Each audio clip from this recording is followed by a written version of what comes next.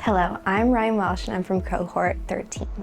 My RTR experience was so phenomenal. I moved to Richmond not having any clue what I wanted to do, didn't know what I wanted to do with my chemistry degree, and kind of found the RTR program through a friend who had gone to BCU and just got so incredibly lucky. I was like, oh, I'm not gonna get into this program. It's very highly selective. Like, I have no experience with teaching, but it has been phenomenal. Even now as a first-year teacher, I have supports there to help me every step of the way, including a mentor who is at my school to help me, and I still keep in touch with all of my professors and my other residents in the program.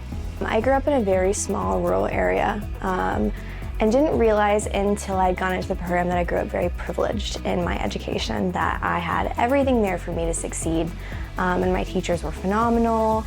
But because of that, going into the high needs schools in Richmond and around Richmond was really hard at first because I had no clue what I was doing.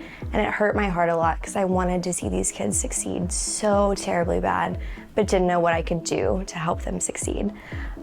So it's been everything and more. I've learned so much about how to support so many different types of children, and I just love it. My most memorable professor is Dr. Melinda Vandevelder. I came into RTR and she was one of the first people I talked with in general. And then having the connection with her of being in science just made it 10 times better. She has helped me with absolutely everything in school and out of school. She's been there for me every single step of the way. If you're not sure what you want to do, I'd always been really good with kids. Always. I I coached sports teams growing up, and just absolutely loved it. I would just have kids at the pool come to me at random times. I'd be with my mom, I was in high school, and they'd be like, do you want to come play mermaids with us? And I was like, obviously I do. Come on now, let's go play mermaids at the pool. But if you don't know what you want to do and you always find yourself around kids, this is definitely the place for you. It can make you grow in so many ways that you didn't know were possible.